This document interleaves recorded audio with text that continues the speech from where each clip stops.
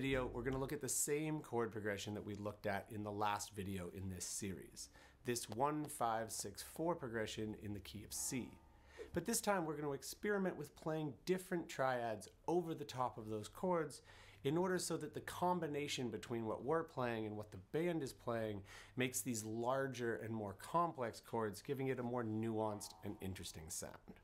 So we're just going to walk through the little opening sequence that you just watched, go through it chord by chord, look at the different examples of what I did, and talk about the 5 rules that I used in order to pick which triads to play over which chords. So let's check out the first chord in that series, the 1 chord. I can just take a C chord here and freeze it so that we'll be able to hear what the other chords sound like over the top of it. So over the top of the C chord in the first example, I played an A minor and an E minor.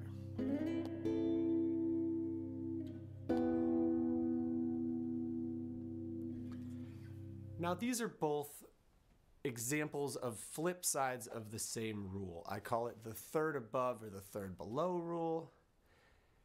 Basically, chords are built in thirds, so if you start another triad a third above where the other one starts, or on the 3 of that chord, then you share 2 notes with the original chords. So if the original chord is the 1-3-5, then you can build a triad on the 3-5-7, and together you just make a 7th chord.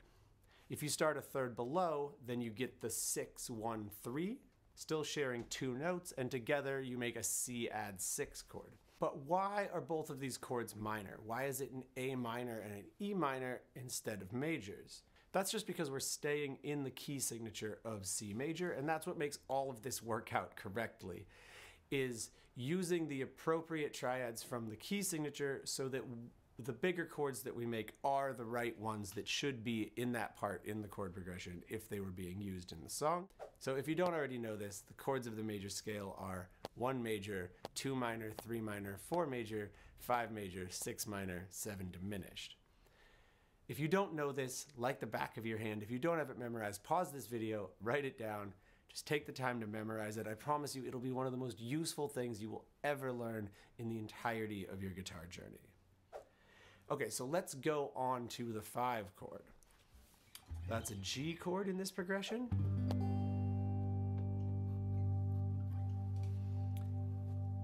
And over that chord, I used a different rule. After those 2 minor chords that create some dissonance and tension, I first just went to a 5/5, so to give us a little resolution. And then I went to a major 2 chord.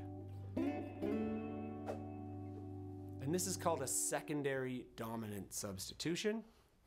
Normally, secondary dominants are used more as actual chord substitutions. So in the composing of a song, you would replace the 5 chord with a major 2 chord or a dominant 7 on the 2 chord. But sometimes you can actually use one over the top of the other, and it sounds really interesting. It doesn't work in all cases. I find it works great on 5 chords. You can experiment and figure out where else it works well. If you're still at a point where you don't know all of your major and all of your minor triads really well, you might be interested in checking out my Memorize the Fretboard course. It's a system designed to ingrain not only all of the notes on the fretboard into your head and into your hands, but also all of the major and minor triad shapes as well. If you want to know more about it, at the end of the video there will be a link to a video that looks like this that explains the whole system, or you can check out the link in the description. Okay, so on to the 6 chord. The 6 chord in this case is an A minor. And so over this one I used the third above rule again, so playing the 1 chord and the 6 chord back and forth. And then I think I threw in some little like pentatonic fill.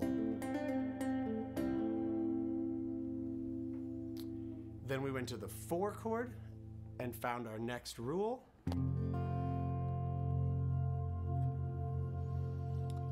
And I did the 4/4, and then a minor 4,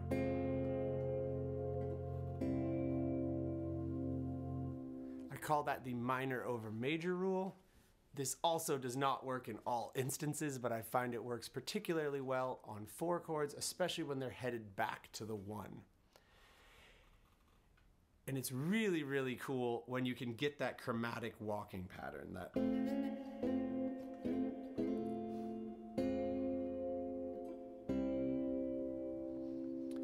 Because your brain latches onto the one note that's moving, and it makes that into the melody.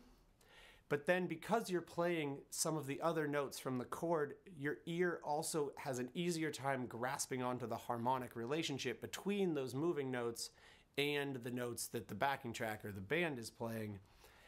Like, if I was just going to play the 4 chord here, and then just play the single notes,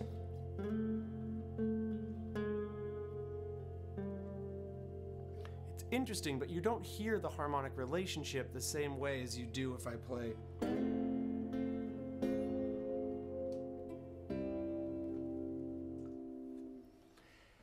That one definitely does not work in all instances, but man, when you can get it to work, it is so sweet.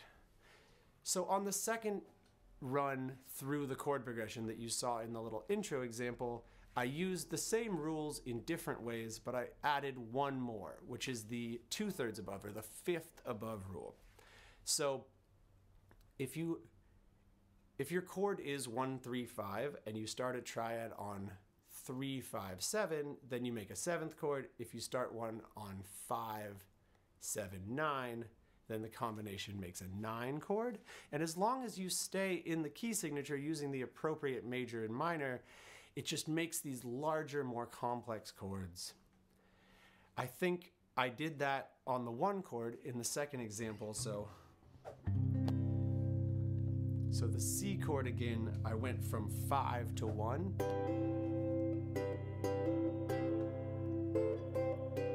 And then to the 6th chord. So it's a 5th above, and then the 1, and then 3rd above.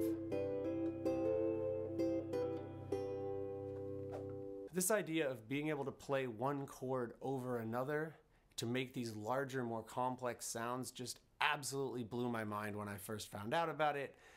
It really opened up a million doors for the possibilities of things you can do with triads.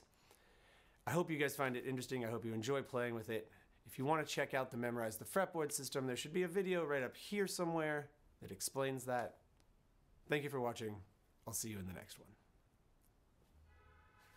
one.